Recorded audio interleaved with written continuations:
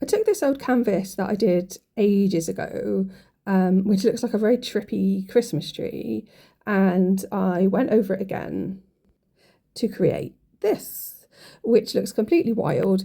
Actually reminds me a little bit of the blue camouflage, which I think sort of Navy SEALs or people who were involved in sort of marine type army expeditions, etc., would use. I can see a few floating eyeballs around and odd random letters. I'd originally written 1 Samuel 17.1 on the back, which relates to the biblical story that we're familiar with about David and Goliath. So it's interesting to me that this actually looks quite watery, which would make me think more of like Aquarius type symbolism. Top middle, there's this sort of figure here, which I think looks a bit like a centaur. There's possibly a figure here with a strange hand formation, so one up, one down, looks like he's doing a funny dance. And then sort of top right, there's this sort of monstery type figure with, it looks like it's got sort of teeth. But after I took the photo, I was drawn to these letters at the bottom, which looked to me like 4 arc, A-R-K, or 4 triangle, R-K. If I take it back to biblical symbolism, the number 4 is associated with creation. In Genesis, God created the sun, moon, and stars, creating the time and seasons.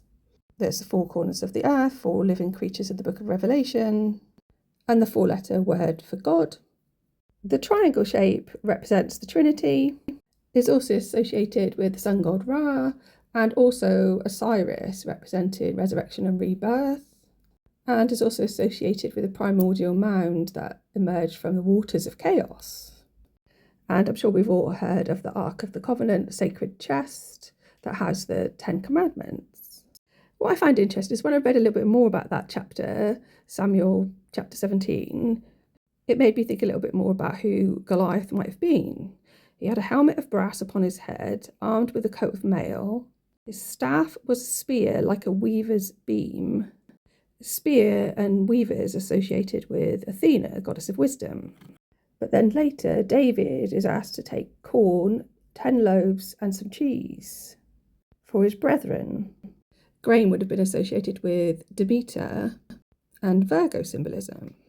And milk is also associated with worship of the feminine and breastfeeding, etc.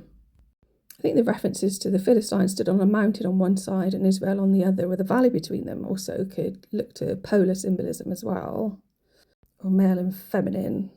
But like I've said before, I'm not a biblical scholar, don't really know what I'm talking about, and please like and subscribe.